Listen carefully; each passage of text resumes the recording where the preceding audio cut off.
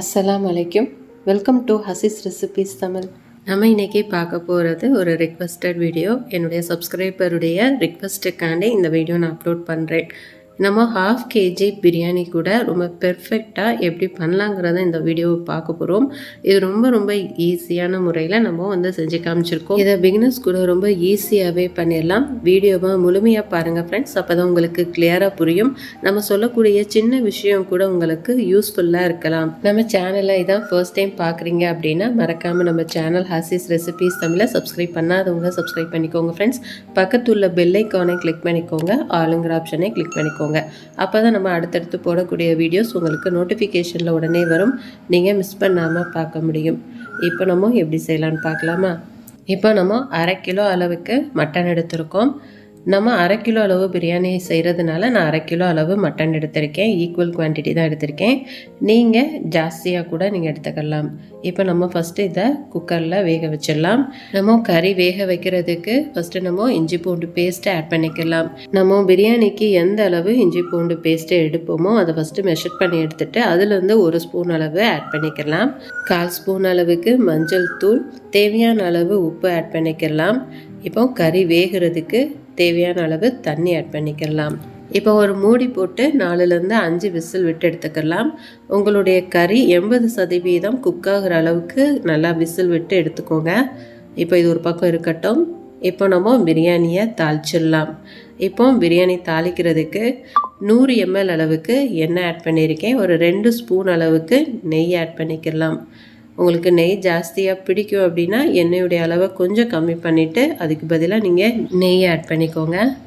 இப்போ whole garam masala add பண்ணிக்கலாம். 3 பிரியாணி இலை, 2 பீஸ் பட்டை, 4 ஏலக்காய், 4 கிராம்பு, சின்ன துண்டு கல்பாசி எண்ணெயில் ஆட் பண்ணி நல்லா பொரிஞ்சதுக்கப்புறமேலு 200 கிராம் அளவுக்கு புதுசாக கட் பண்ண வெங்காயத்தை ஆட் பண்ணிக்கலாம். வெங்காயத்துடைய நிறம் நல்லா மாறி வரணும். கோல்டன் கலரில் மாறி வர்ற வரைக்கும் நல்லா வறுத்தெடுத்துக்கலாம். அப்போ தான் பிரியாணியுடைய கலரும் டேஸ்ட்டும் ரொம்ப சூப்பராக இருக்கும். நம்ம எவ்வளோ குவான்டிட்டி பண்ணாலும் இதே மெத்தடில் நம்ம செய்யும் போது பிரியாணியுடைய டேஸ்ட்டு ரொம்ப நல்லாயிருக்கும். நம்ம சேனலில் 1 kg சிக்கன் மட்டன் பிரியாணியுடைய வீடியோஸ் இருக்குது. வேணுங்கிறவங்க செக் பண்ணி பாருங்கள். அதோடைய லிங்க் டிஸ்கிரிப்ஷன் பாக்ஸில் கொடுக்குறேன். கண்டிப்பாக உங்களுக்கு யூஸ்ஃபுல்லாக இருக்கும். இப்போ நம்மளுடைய வெங்காயம் நல்லா கோல்டன் கலரில் நிறம் மாதிரி வந்திருக்கு பாருங்கள். இப்போ இந்த ஸ்டேஜில் நம்ம இஞ்சி பூண்டு பேஸ்ட்டை ஆட் பண்ணிக்கலாம். நம்ம 100 கிராம் அளவுக்கு இஞ்சி பூண்டு பேஸ்ட்டு ஆட் பண்ணியிருக்கோம். 1/2 கிலோவுக்கு 100 கிராம்ங்கிறது சரியான அளவாக இருக்கும். நம்ம இதிலிருந்து தான் மட்டன் வேக வைக்கிறதுக்கும் 1 ஸ்பூன் அளவு எடுத்தோம். இப்போ இதோடைய பச்சை வாசனை போகிற அளவுக்கு நல்லா வதக்கிக்கலாம்.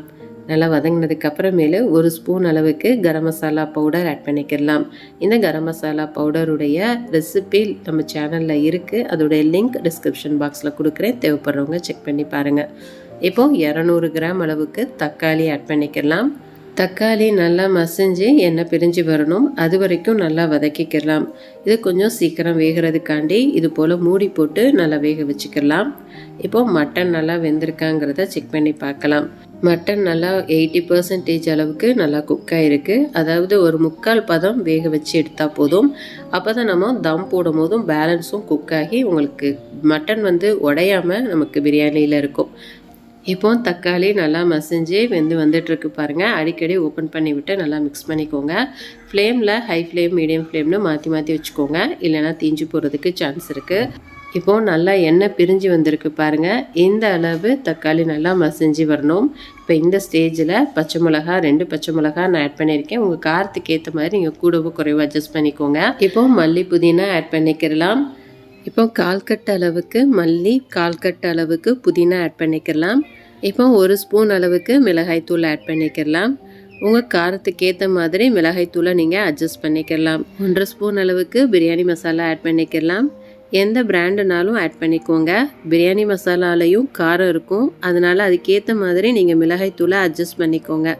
இப்போ நல்லா வதங்கிடுச்சு. இப்போ இந்த ஸ்டேஜில் நம்ம மட்டன் பீசஸை மட்டும் ஃபஸ்ட்டு நம்ம ஆட் பண்ணிக்கிடுவோம். மட்டன் வேக வச்ச தண்ணியை நம்ம கடைசியாக ஆட் பண்ணிக்கிடுவோம் மெஷர் பண்ணி.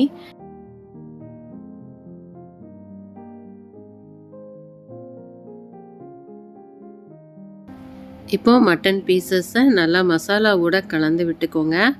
இந்த ஸ்டேஜில் இதுக்கு தேவையான அளவு உப்பு ஆட் பண்ணிக்கலாம். நம்ம ஏற்கனவே மட்டன் வேக வைக்கும் போது கொஞ்சமாக உப்பு ஆட் பண்ணியிருக்கோம், அதனால் செக் பண்ணி பார்த்துட்டு நீங்கள் ஆட் பண்ணிக்கோங்க. இப்போ தயிர் ஆட் பண்ணிக்கலாம். 100 ml அளவுக்கு தயிர் ஆட் பண்ணிக்கலாம். நம்ம 1/2 கிலோ பிரியாணிக்கு 100 ml தயிர் சரியான அளவாக இருக்கும். இப்போ நம்மளுடைய மட்டனை தயிர்லேயே கொஞ்சம் நேரம் குக் பண்ணிக்கலாம். ஒரு 5 நிமிஷம் ஃப்ளேமை லோ ஃப்ளேமில் வச்சு நீங்கள் குக் பண்ணிக்கோங்க. அது ஒரு பக்கம் இருக்கட்டும்.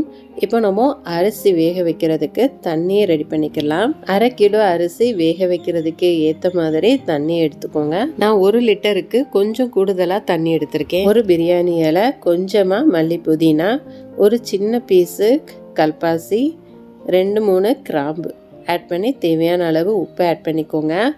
இப்போது நல்லா கொதி வரணும், அது வரைக்கும் நம்ம விட்டுறலாம். இப்போ மட்டன் நல்லா சூப்பராக குக் ஆகிருச்சு. தயிர்லேயே குக் ஆகிறதுனால மட்டன் நல்லா சாஃப்டாகவும் டேஸ்ட்டாகவும் நமக்கு இருக்கும். இப்போது நல்லா மிக்ஸ் பண்ணி விட்டுக்கிடலாம். இப்போ இதுக்கு தேவையான அளவு தண்ணி ஊற்றிக்கிடலாம். நான் மட்டன் வேக வச்ச தண்ணியோட கொஞ்சமாக தண்ணி ஆட் பண்ணி 1/2 லிட்டருக்கு கொஞ்சம் குறைவாக தண்ணி ஆட் பண்ணிக்கிறேன். அதாவது 400லேருந்து 450 ml அளவு இருக்கும். 1/2 லிட்டர் பாட்டில் வச்சுருந்தீங்க அப்படின்னா அதில் 3/4 பாட்டில் அளவுக்கு தண்ணி பிடிச்சி ஆட் பண்ணிங்கன்னா உங்களுக்கு சரியாக இருக்கும். நம்ம 1 கிலோ அளவுக்கு பிரியாணி செய்கிறதா இருந்தால் 800லேருந்து 850 ml அளவுக்கு தண்ணி ஆட் பண்ணிக்கிடுவோம். இந்த தண்ணியுடைய அளவை நம்ம மெயின்டைன் பண்ணுறதுக்கு ஃப்ளேமை நல்லா லோ ஃப்ளேம்லேயே வச்சுக்கோங்க. ஒரு கொதி வந்ததுக்கப்புறமேலே நீங்கள் லோ ஃப்ளேம்லேயே வச்சிங்க அப்படின்னா ஓரளவுக்கு தண்ணியுடைய அளவு குறையாமல் மெயின்டைன் ஆகும். இப்போது உங்களுக்கு டேஸ்ட்டு செக் பண்ணி பார்த்துட்டு உப்பு புளிப்பு நீங்கள் அட்ஜஸ்ட் பண்ணிப்போங்க. நான் ஒரு 1/4 லெமன் அளவுக்கு ஆட் பண்ணியிருக்கேன். 1/2 லெமனில் கொஞ்சமாக லெமன் ஆட் பண்ணியிருக்கேன். எனக்கு புளிப்பு கொஞ்சம் பத்தாததுனால 1/2 கிலோ பிரியாணிக்கு 1/4 லெமன் ஜூஸ் சரியாக இருக்கும். உங்களுக்கு பத்தலை அப்படின்னா அதுக்கேற்ற மாதிரி நீங்கள் அட்ஜஸ்ட் பண்ணிக்கோங்க. இப்போ இந்த ஸ்டேஜில் உப்பு புளிப்பு காரம்லாம் செக் பண்ணி பத்தலைன்னா நீங்கள் அட்ஜஸ்ட் பண்ணிக்கோங்க. இப்போ இது ஒரு பக்கம் இருக்கட்டும். இப்போ நம்ம அரிசிக்கு வச்சுருந்த தண்ணி நல்லா கொதிச்சிருச்சாங்கிறத பார்க்கலாம். இப்போ நம்ம அரிசி போடுறதுக்கு தண்ணி நல்லா கொதிச்சிருச்சு பாருங்கள். நான் ஏற்கனவே 1/2 கிலோ அளவு பாஸ்மதி ரைஸை தண்ணியில் நல்லா கழுவிட்டு ஒரு 1/2 மணி நேரம் ஊற வச்சுருந்தேன். இப்போ நம்ம ஆட் பண்ணிக்கலாம். தண்ணி நல்லா கொதிச்சதுக்கு அப்புறமேலு தான் அரிசியை ஆட் பண்ணணும். ஃப்ளேமை ஹை ஃப்ளேம்லேயே வச்சுக்கோங்க. ஒரு 2லேருந்து 3 நிமிஷத்தில் இது நல்லா குக் ஆயிரும். நம்ம அரிசியை இது போல் எடுத்து ப்ரெஸ் பண்ணி பார்த்தோம் அப்படின்னா அது லேசாக வெந்திருக்கணும், ஆனால் முழுமையாக வெந்திருக்கக்கூடாது. இதுதான் பதம். இப்போ நம்ம இதை ஃபில்டர் பண்ணிடலாம். நம்ம பக்கத்தில் இருந்து செக் பண்ணணும். நம்ம அங்கிட்ட இங்கிட்டு போயிட்டோம் அப்படின்னா இது குலையிறதுக்கு சான்ஸ் இருக்குது. இப்போ நம்ம ரைஸை ஆட் பண்ணிக்கிடலாம். முக்கியமாக கவனிக்க வேண்டியது என்ன அப்படின்னா நம்ம ரைஸை ஃபில்ட்ரு பண்ணி எடுத்த உடனேயுமே நம்ம கிரேவியில் ஆட் பண்ணிடணும்.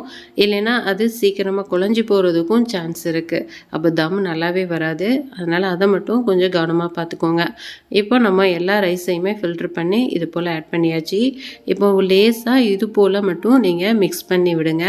இப்போ தம் போடும்போது நமக்கு தண்ணியுடைய அளவு எந்த அளவு இருக்கணும் அப்படின்னா நம்ம போட்டிருக்கிற அந்த ரைஸுக்கு ஈக்குவலாக இருக்கணும். அதுதான் சரியான பதம்.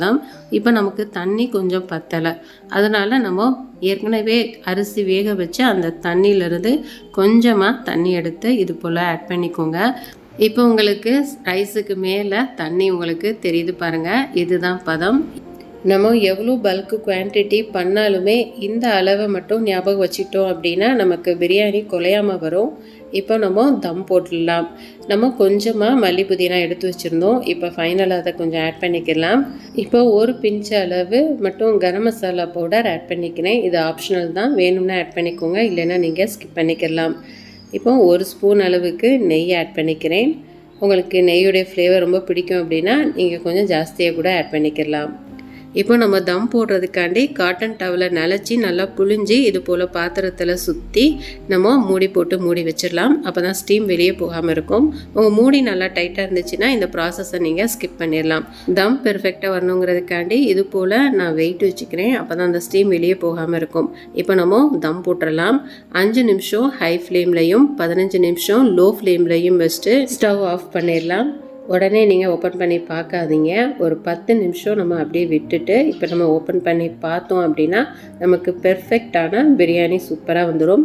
இந்த வீடியோ கொஞ்சம் லென்த்தி ஆயிடுச்சு, கொஞ்சம் எக்ஸ்பிளைன் பண்ணி உங்களுக்கு கிளியராக சொன்னதுனால கொஞ்சம் அட்ஜஸ்ட் பண்ணிக்கோங்க. இப்போ நம்மளுடைய பிரியாணி சூப்பராக வந்திருக்காங்கிறத பார்க்கலாம். பாருங்கள் எவ்வளோ உதிரி உதிரியாக ரொம்ப பெர்ஃபெக்டாக வந்திருக்கு அப்படின்னு. இப்போ நம்ம தண்ணி இருக்கான்னு செக் பண்ணி பார்க்கலாம். பாருங்கள் கொஞ்சம் கூட தண்ணி இல்லை. நீங்கள் 1/2 kg பண்ணாலும் சரி இல்லை பல்காக பண்ணாலும் சரி பிரியாணியில் தண்ணி இருக்கான்னு இது போல் தம் உடைக்கிறதுக்கு முன்னாடி செக் பண்ணி பார்த்துக்கோங்க. ஒருவேளை தண்ணி இருந்துச்சு அப்படின்னா திரும்பியும் ஒரு 5 நிமிஷம் நீங்கள் லோ ஃப்ளேம்லேயே நீங்கள் தம் போட்டுருங்க. அதுக்கப்புறமேலு ஆஃப் பண்ணிவிட்டு நீங்கள் தம் உடைச்சிங்க அப்படின்னா பிரியாணி ரொம்ப பெர்ஃபெக்டாக வரும்.